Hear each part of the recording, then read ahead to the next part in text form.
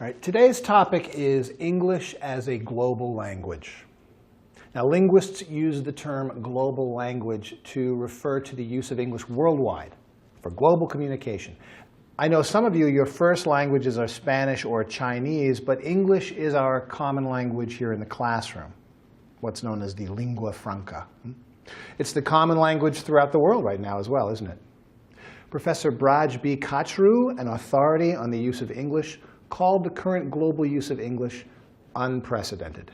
This means that in the history of the world, there has never been one language used by so many people. It just hasn't happened before. And it's important that we as linguists consider what it means for English to be a global language. Now, today I'm going to give you two contrasting points of view about English as a global language. One is that English is now used all over the world, and it's actually replacing other languages. Now, according to this point of view, English will be used instead of other languages in the future. Eventually, so this argument goes, it will be the only language people speak. Now, the second point of view is that English will not truly become a global language and replace other languages because it's not the main language spoken by people worldwide in their daily lives.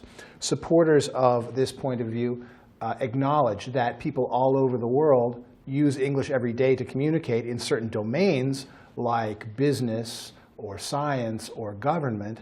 They contend, however, that people have retained their first languages and will continue to do so. Now, this point of view is supported by linguist David Crystal, author of English as a Global Language and other books. So let's examine some facts that support the first point of view. Now, first, English is clearly the dominant language of business, science, and international travel. When we need a common language, whether in airports or hotels or at international meetings, it's English. If you take a taxi in Rome and you don't speak Italian, the driver is more likely to use English than another language, right? Now, in addition, the European Union uses English for both written and spoken communication. Scientists worldwide use English. Business schools in Europe are now teaching their classes in English. Even in France, a country that has fought very hard in the past to keep English out.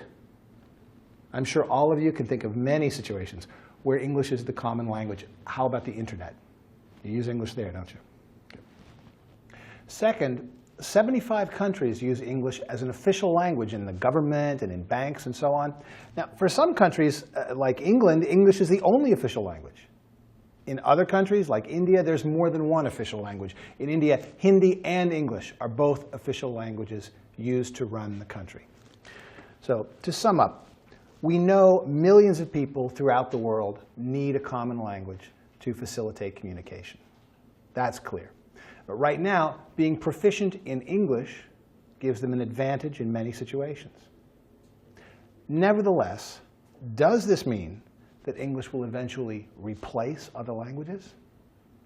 With that question in mind, let's turn to the second point of view, why some people don't think English will replace other languages.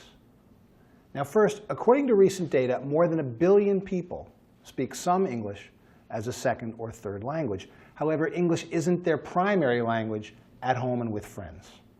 Now, this is a key point. These people may use English for work or school each day, but nowhere else. Right? Even in English-speaking countries, millions of people prefer to speak a language other than English all the time. For example, Spanish is very common in large cities like New York or LA. Second, I mentioned there are 75 countries where English is the official language, but this doesn't mean that everyone there speaks English. Not at all. Take India again. Most sources agree that less than half of the population actually knows some English.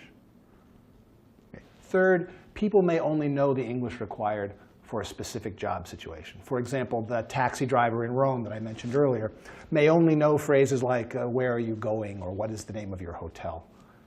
And another example is with the airlines. Pilots in Korea or China may only learn the English they need on the job. English doesn't replace Korean or Chinese for them. They don't use English instead of their first language. They use it in addition to. There are many situations worldwide like this, aren't there? It's evident that millions of people worldwide know only the English required for specific situations. English isn't their main language in daily life. So where does that leave us? Well, now that you've heard the reasons behind these 2 points of view about English as a global language, what do you think? Myself, I don't see it replacing other languages. I agree with David Crystal that language is a part of culture. As globalization continues, the use of English spreads, people will want to hold on to their own languages and cultures more than ever. Do you agree? I want you to think about these questions. First, with English as a global language, do we need an international standard, a form that we all agree on? Question 2, if yes, which standard should we use? Or last question, is it okay to have different varieties of English, like Italian English or Japanese English? And why? Think these over. We'll see you next time.